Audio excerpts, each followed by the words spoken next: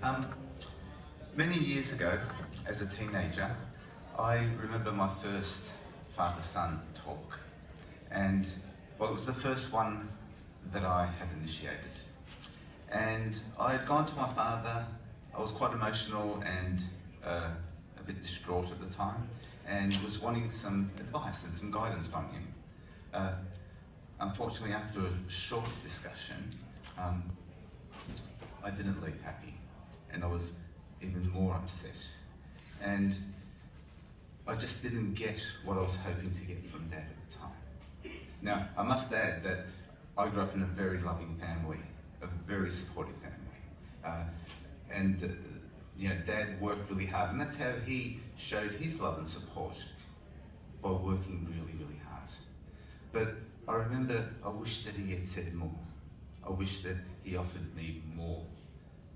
And I also remember saying to myself that when my time came, I wish that I could give more. My name's Melo Kalemkeridis. I'm the father of a 7-year-old son and a soon-to-be, next week, 9-year-old son and a 7-year-old daughter.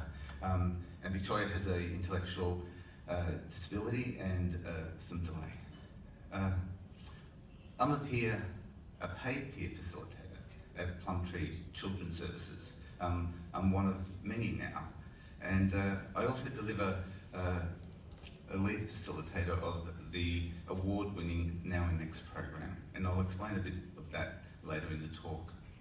I deliver other parenting programs, but I also facilitate or run a dad's group, which is now coming under the banner of My Time, men's group in Marrickville.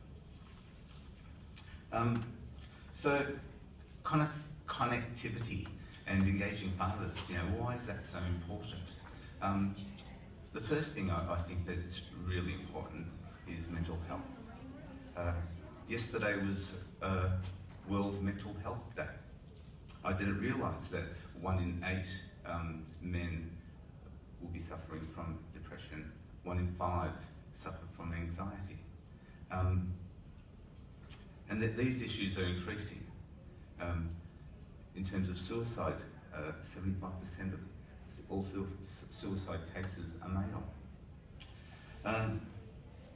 But what we do know is that being a carer of a child with a disability or delay means increased fatigue, chronic stress, sleep deprivation, and generally overall poor health.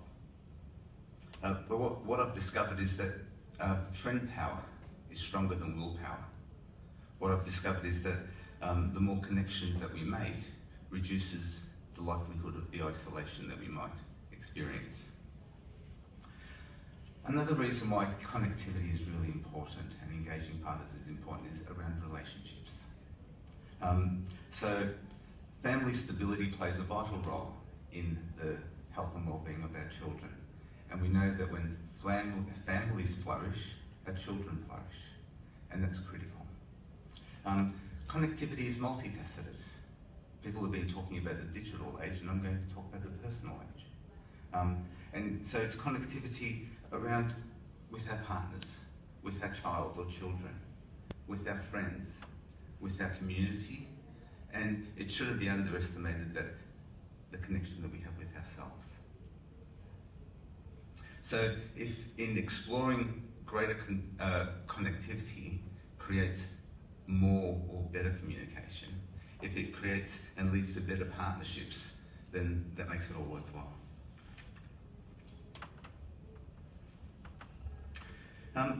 Research around male carers is actually quite limited in the disability sector, and that's partly because of the low participation numbers of men.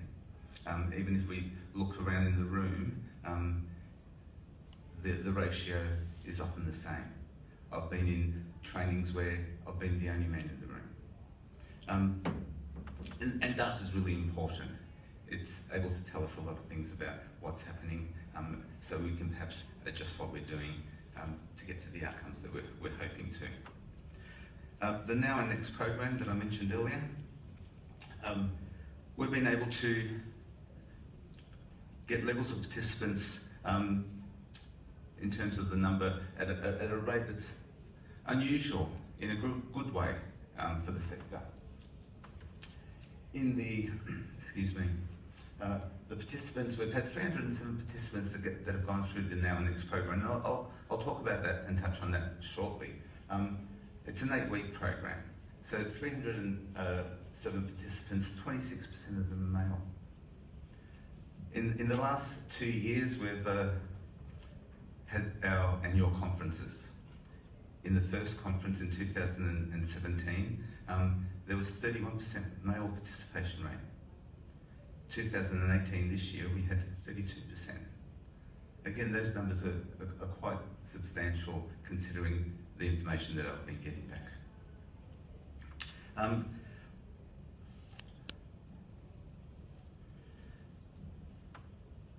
We've been trying to understand why that this is happening, and I think some of it's got to do with the flexibility that we've been able to offer in the delivery of the program.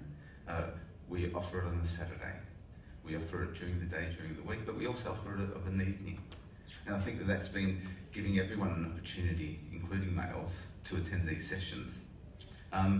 We're also actually quite proudly going to run an online session, which is starting in 2 weeks.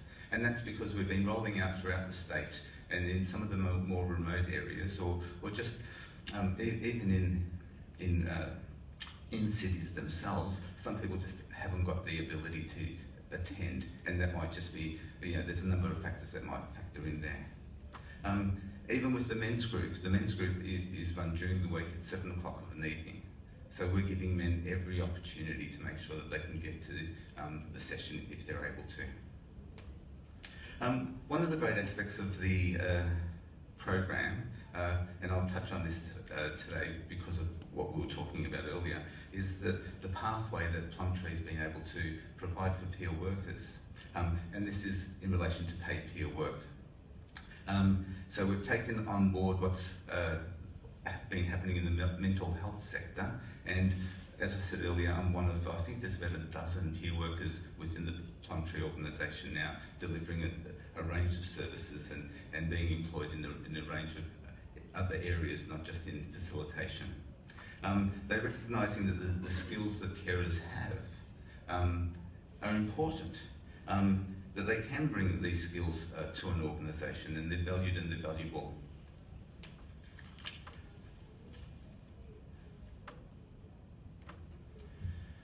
So connectivity, it's an interesting thought because what I've realised, in many cases for men, we have to disconnect so we can connect. We have to unlearn all the things that have been limiting us up to this point. When I was doing my circular security facilitator training, and it's a non-disability specific program, and I asked the lead trainer, what can I say to parents of children with disability? And he said that they had to let go of the child that they hoped they were going to have, and to love and embrace the child that they do have. So we have to disconnect with preconceived ideas that we've got in our minds. Men have to disconnect with the outdated stereotypes that they hold. And we have to disconnect from what we ourselves, how we view disability or delay. I chose that picture of the highway to represent the journey of life. In life, there's some scenery, there's greenery, there's some stormy weather at times, and there's some blue skies. And it feels like we're travelling into the unknown. And it's interesting because when I had my son, I was driving into the unknown. And yet that was okay. That didn't freak me out. And I was okay with that. But then when I had my daughter, driving into the unknown did freak me out. And it's just interesting because of the way that we're viewing things. Like, where are we heading? For both of them, where are we heading? I don't know where we're heading. All I know is that we've charted the course for a good life.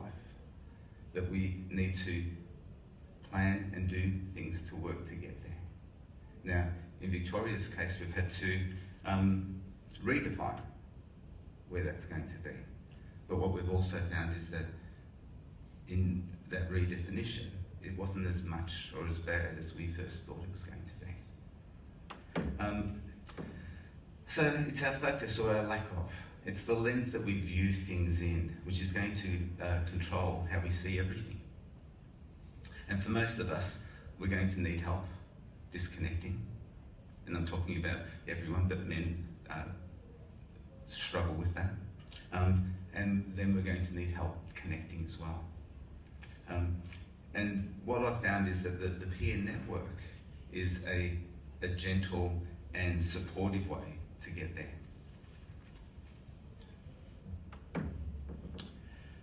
The Now and Next program was critical to the birth of the Dads group.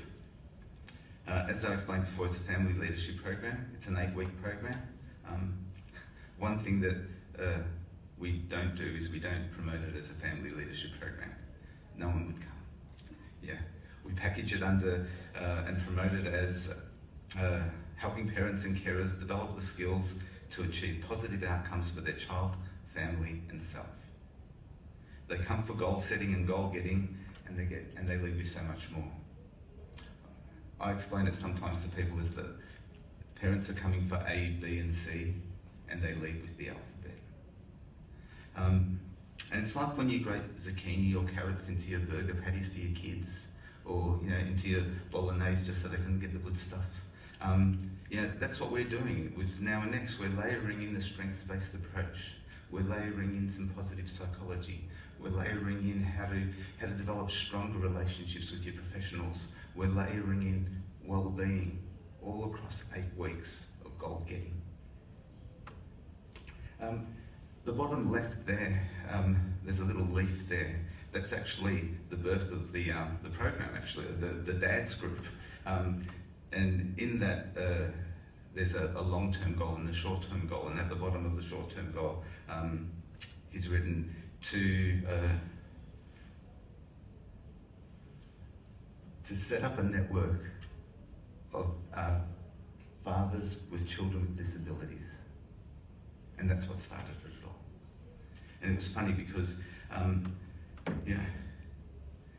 2 years ago that started, and for every 2 weeks during school terms, we've been running the program with the support of Tom Tree and Marrickville. We're a very diverse group. There's parents of different ages, different backgrounds, different socioeconomic background. We're talking about children with varied disabilities, and yet we've all come together. And to begin with, I wasn't even sure what they wanted. So naturally I asked, what do you want from the group? Why are you here? And it's funny because the number one response was, we want to connect with fathers that are travelling on a similar journey. This whole connectivity. And it was interesting, we were talking about creating and developing something that was going to speak to dads specifically. So I wanted to make sure that they felt that it was something that they were comfortable with. So, using language that they would understand and they would respond to. So when I was sending out information and notes, there was no quotes from Socrates. I'd use quotes from the movie Spider-Man. I had to make sure that I let them know that, they didn't have to stand up and, introduce themselves and tell, explain who they were to the group. It wasn't that sort of a group. In fact, if they didn't want to speak, they didn't have to speak. And it was certainly, a hug-free zone. So, and on that note about not speaking, it was interesting. One day while I was at Plumtree, one of the wives of the men just pulled me aside and wanted to thank me for the group.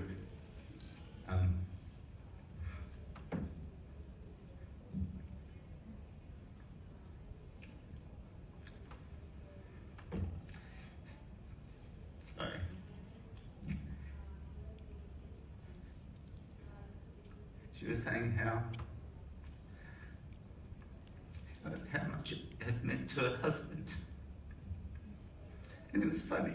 Like, yeah, it doesn't look like it's funny, but it was funny to me. And I couldn't express that to me it was funny, because she said he would come home and he wouldn't stop talking. And he was a dad that didn't talk in the group. So it's those sort of ripple effects that we really want to see.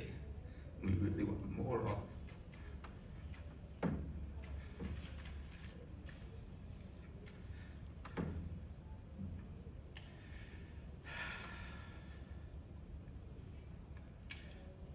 There's a lot of other stories of engagement and better communication. And I'll apologise in advance if I don't stop crying. One dad talked about taking his son to the footy.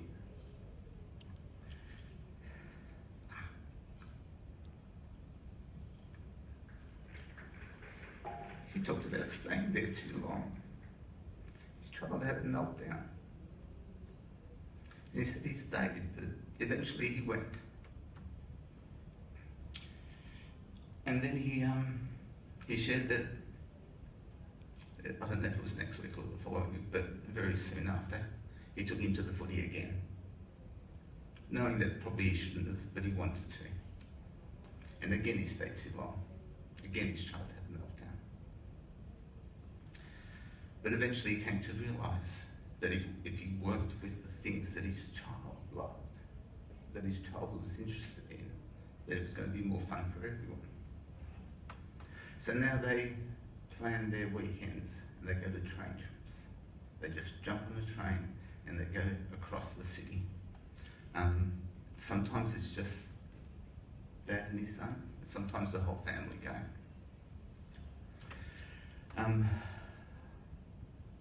Another dad shared how he got involved with the school. His son had difficulties creating friendships, and he was quite isolated at school. So they created and funded a buddy seat at school. Another father shared how he put up his hand and volunteered, and he would go into school every week, and for an hour he'd read to the class.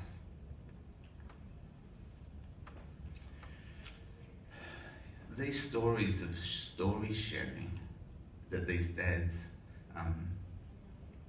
bring to these sessions, the dads groups, they're not only good for them,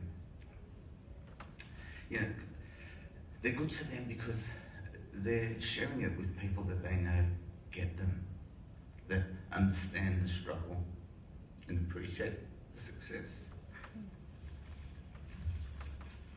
But it inspires the other dads to reevaluate their own situation, their own actions.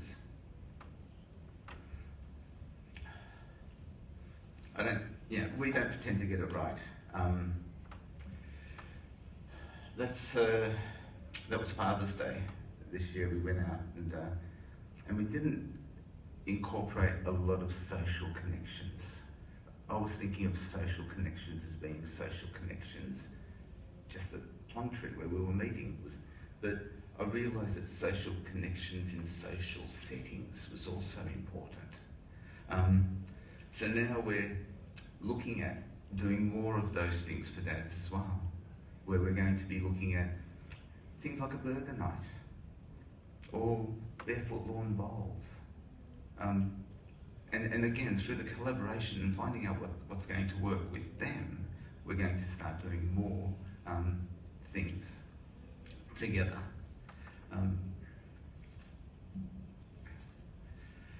So it's really, like I said before, disconnecting with the old thinking. Being able to embrace the new, the possibility thinking. Connecting with more of our families, our children, and importantly ourselves.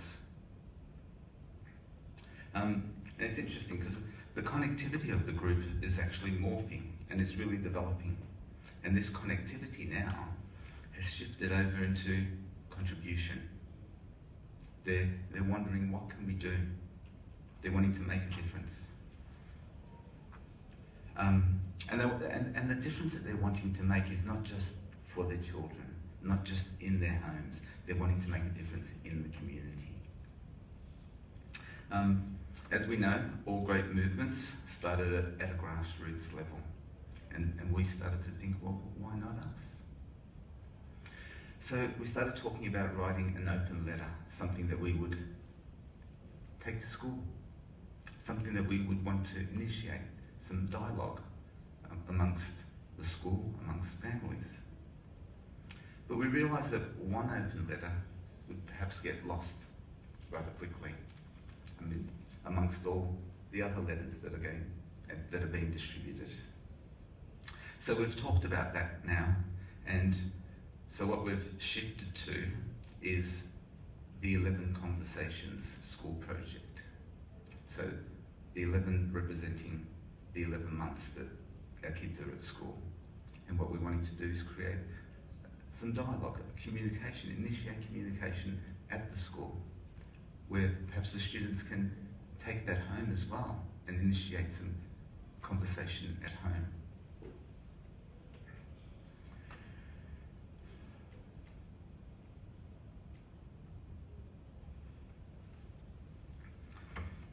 Earlier I talked about the need for flexibility and tailoring things to the people that we're addressing. The very first talk, the very first dad's group, I wrote the word team on some butcher's paper and put it up in front of the room. And when they came in, and as you hear in many sports organisations, I said, there's no I in team. The I meaning there's no individuals in team. I said, but there is another word in team. There's the word mate. And I asked them to reflect on whether they were being a good teammate at home. And that's what we want to do. We want to challenge them also as they're coming to Dad's group, gently, but nonetheless, we do like to challenge them. The other thing I said about the word mate is that I said that if I could connect with one or three mates in the room today, it would be a great thing. At the start of the talk, I shared an image about the evolution of man, from primate to pushing a pram. And that's about not having a fixed mindset. And we're constantly evolving as we are anyway. It's about moving to a growth mindset and thinking about what's possible. Our well-being depends on it. You see, well-being is many things, but at its heart, it's about our thoughts, but also importantly, our actions. Now and Next is important, I believe, because it provided the knowledge that created the thirst, and that was the trigger. It's a bit like a horse and water. You can't make dads do something if they don't want to do it. They have to sort of think that they're going to want to do it, and then they will. And it was the collective comment of, let's keep this going, from 3 dads that night. And that was the beginning. So the trigger that unites us all is the love for our children. I think that we're a lot more similar than we are different. And just as children need support and mothers need support, dads need support too. They need it for their well-being, for their family well-being, and for their children, as well as the community. I hope we can continue to find ways to support more and more carers to be more engaged and better connected for the sake of everyone. Thank you.